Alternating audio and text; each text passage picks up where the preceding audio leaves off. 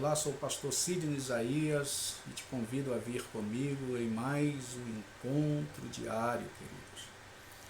A base do texto de hoje encontra-se em Gênesis, no capítulo 1, o versículo de número 26, ok? De número 26, e o tema significa, o que significa a expressão imagem e semelhança de Deus. Vamos tentar desenvolver este tema aqui com vocês, ok? O homem foi criado à imagem e semelhança de Deus. Isso significa que o homem é parecido com Deus, ao passo de que, diferentemente de qualquer outra criatura, ele é portador de sua imagem.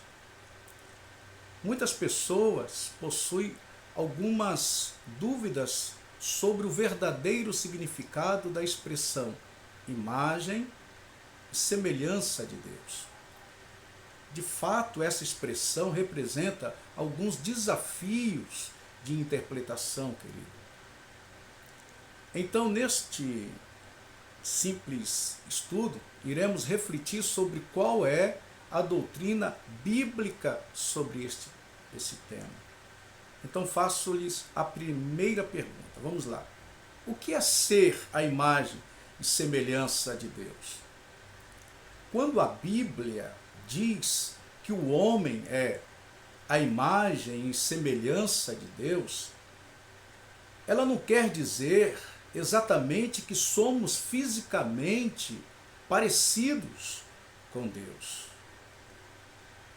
Outro sim, Deus é espírito e não possui um corpo como o nosso. Em João capítulo 4, 24, diz Deus é espírito. Apesar disso, querido, devemos entender que o homem, em todo o seu ser, é imagem e semelhança de Deus, de modo que sua plena constituição material e imaterial, corpo e alma, o corpo e espírito, representa a Deus. O homem é uma criatura racional, pessoal, criativa e moral, com quem o próprio Deus compartilha seus atributos comunicáveis. Ele possui vida proveniente de Deus e potencial para se relacionar com Ele. Assim, querido, os seres humanos são capazes de expressar vontades, tomar decisões, avaliar situações, demonstrar emoções, pensar de forma lógica e racional, exercer domínio, possuir responsabilidades e criar coisas incríveis. Com base neste conceito, é sabido, podemos notar algo muito interessante. Muitas pessoas pensam que quando a humanidade desenvolve algum avanço significativo na área da ciência, por exemplo, isso implica numa independência cada vez maior de Deus. Na verdade, queridos, muitas pessoas acreditam nisso e até utilizam tais avanços para contestarem a existência do próprio Deus. Mas, na verdade, é exatamente o contrário disto. Cada coisa grandiosa que o homem desenvolve necessariamente reflete a verdade de que ele foi criado à imagem e semelhança de Deus. A segunda pergunta que vos faço é: existe alguma diferença entre imagem e semelhança? Pois bem, algumas pessoas tentam estabelecer diferenças entre ser a imagem de Deus e ser a semelhança de Deus. Isso traz uma confusão. Todavia, as palavras imagem e semelhança são sinônimas, querido. Na Bíblia, elas são aplicadas para se referir ao mesmo significado. Apesar da Septuaginta, a versão grega do Antigo Testamento, e a Vulgata, a versão latina da Bíblia, inserirem um e entre essas duas expressões na frase em hebraico, não existe nenhuma conjunção entre essas palavras. Isso significa que no original lemos a nossa imagem conforme a nossa semelhança. É muito fácil notar que não há diferença entre imagem e semelhança nesse sentido no texto bíblico. É fácil notar isso. Isso pode ser percebido, queridos, quando analisamos alguns versículos do próprio livro do Gênesis. Vamos lá, o autor bíblico utiliza essas duas palavras de forma intercambiável. Em Gênesis, capítulo 1, versículo 26, é a primeira vez que o conceito de que o homem é a imagem e semelhança de Deus aparece nas Escrituras. No versículo seguinte, versículo 27, apenas a palavra imagem é usada. Já em Gênesis capítulo 5, versículo 1, o autor do livro resolveu utilizar apenas a palavra semelhante. Por fim, em Gênesis capítulo 9, versículo 6, mais uma vez aparece apenas a palavra imagem. Com isso, querido, podemos perceber que ambas as palavras são utilizadas indistintamente como sinônimos. Logo devemos entender que a expressão a semelhança de Deus é apenas outra maneira de se dizer que somos criados à sua imagem. Mesmo ficando claro que essas expressões são sinônimos, é possível que talvez o autor de Gênesis tenha usado esta repetição, particularmente em Gênesis capítulo 1, versículo 26, para garantir que as pessoas compreendessem algo muito importante, amigos. A saber, que apesar do homem ser criado imagem de Deus, de modo algum ele é divino. Em algumas palavras, o homem é uma representação de Deus, mas não é um semideus. O homem reflete sua imagem na medida em que é semelhante a ele em alguns aspectos. Agora, a terceira pergunta que vos faço é: o homem perdeu a imagem e semelhança de Deus após a queda? Queridos, esse talvez seja o assunto mais discutido dentro do conceito de imagem e semelhança de Deus, queridos. Algumas pessoas tentam fazer uma distinção significativa entre as palavras imagem e semelhança. Então elas afirmam que o homem perdeu a imagem de Deus e não a semelhança, ou vice-versa. Todavia, amados, como vimos no tópico anterior, não há qualquer possibilidade de fazer uma distinção nesse sentido. Não há como. Nos resta, então, afirmar ou que o homem perdeu a imagem e semelhança de Deus, ou que não a perdeu. Poucos teólogos na história da igreja protestante afirmaram que o homem perdeu a imagem e semelhança de Deus após a queda. Poucos. Martinho Lutero foi um destes poucos teólogos. Sua posição sobre este assunto era bastante inflexível. Sua percepção sobre as qualidades do homem, sobretudo em aspectos morais, após o pecado, era bastante negativa. Na verdade, seu posicionamento era bem mais radical do que a posição de outros reformadores, como no caso João Calvino, por exemplo. Mas as doutrinas bíblicas sobre isso é bastante clara, querido. as Escrituras afirmam categoricamente que após a queda, o homem continuou sendo a imagem e semelhança de Deus. Voltamos em Gênesis, capítulo 1, versículo 26, antes da queda, vimos que o homem é denominado como sendo a imagem e semelhança de Deus.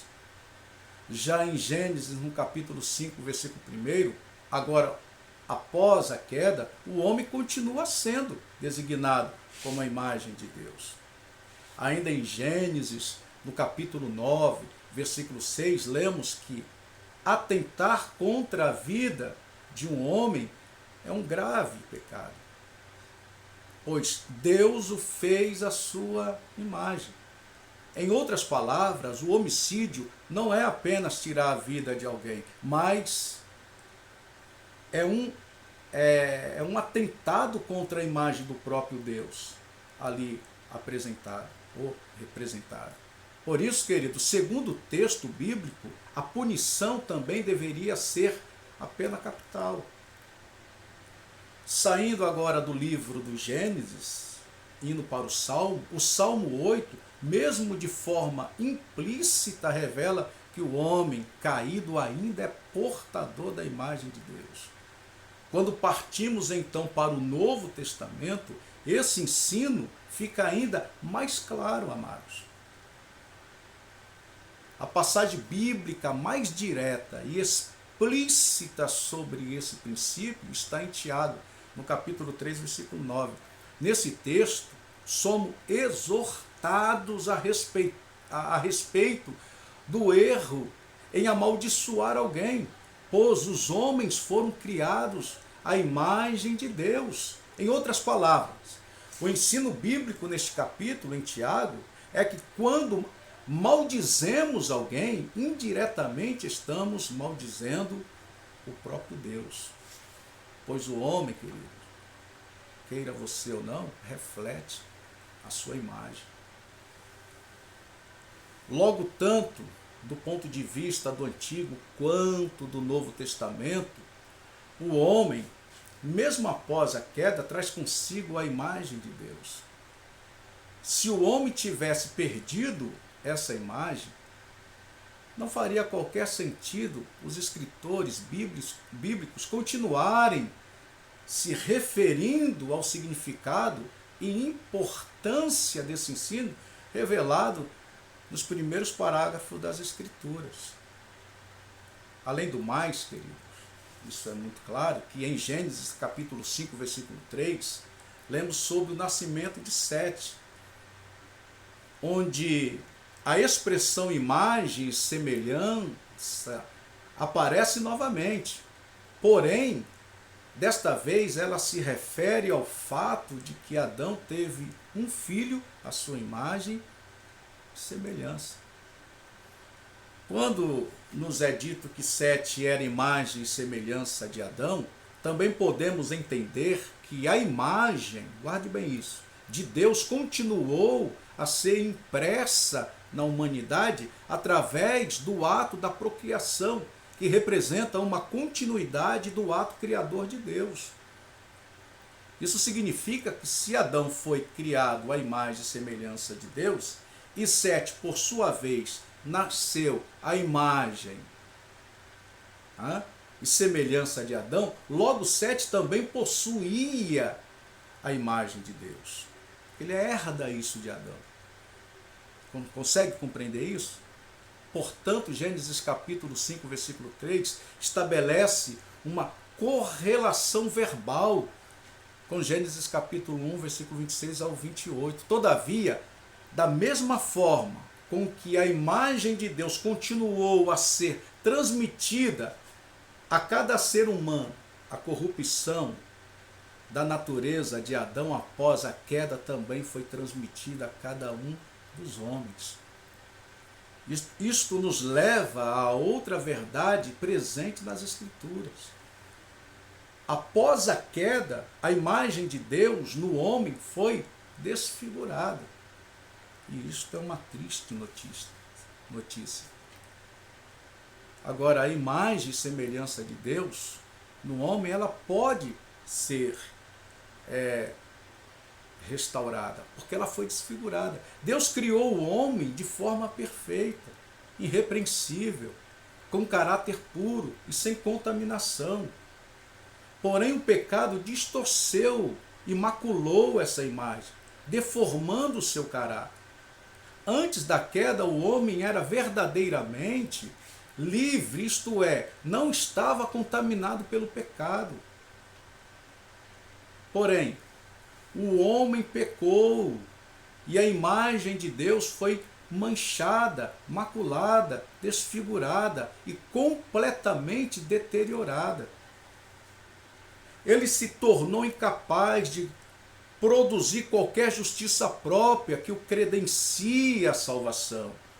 Assim, o pecador continuou sendo o ser criado à imagem e semelhança de Deus, queridos, visto que essa é a base da dignidade, ordenada, divinamente presente em todo ser humano.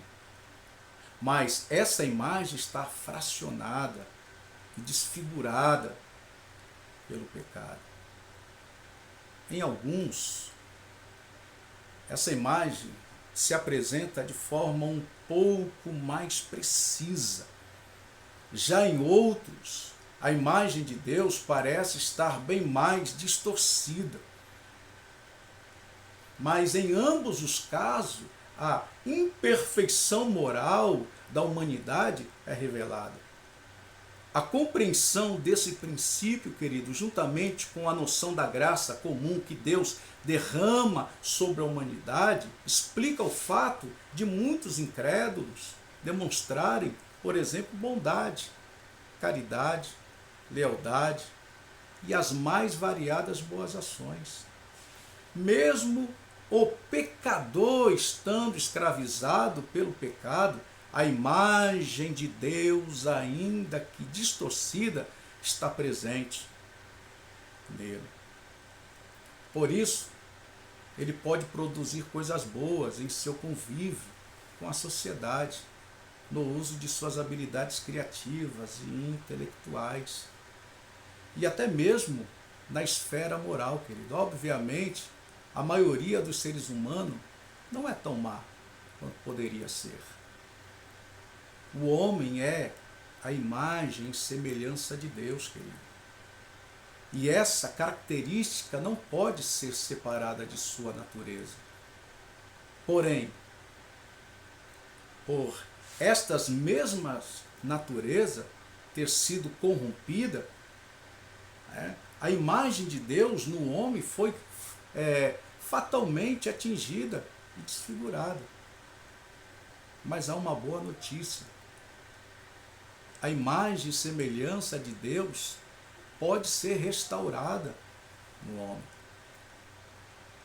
Até agora vimos que o homem, querido, ainda é a imagem e semelhança de Deus. Porém,